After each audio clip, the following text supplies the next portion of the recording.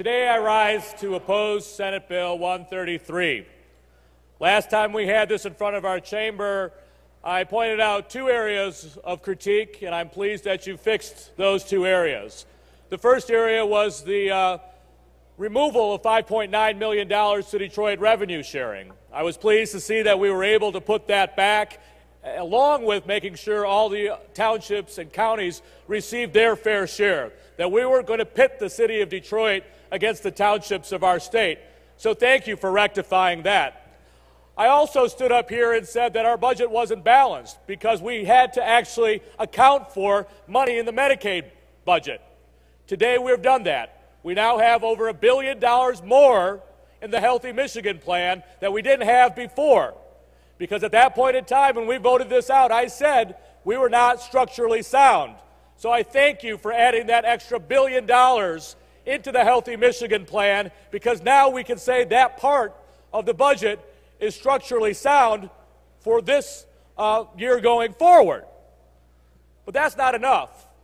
There were, unfortunately, changes made in this budget that have actually taken us backwards. I can't, in good faith, support a budget after what happened on May 5th.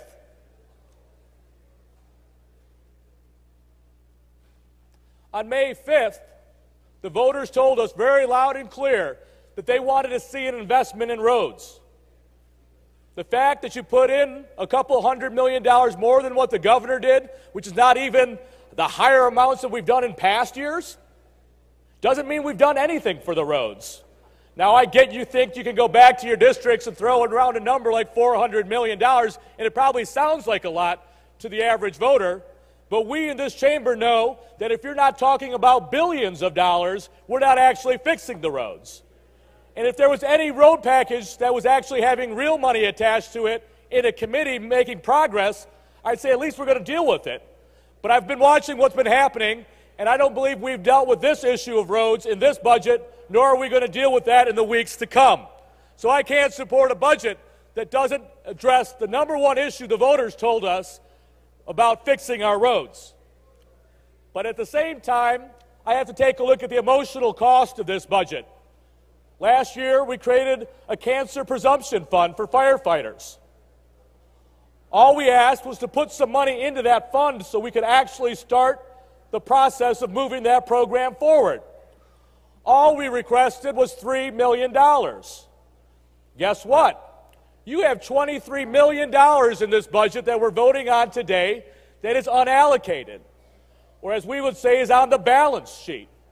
So you actually could have funded the firefighters' cancer presumption. The money is there, it's unallocated, it's not budgeted for any line item, and we could have done that.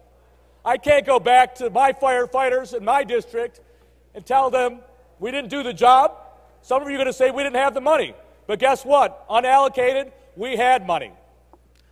And then as well, we're closing down the Maxey School for boys. When we passed our budget out, we actually included that. You heard from the good representative from Ann Arbor about the need for this program, because this program is actually dealing with the most difficult to work with youth offenders. And if we don't help them here, they're going to go into our prison system.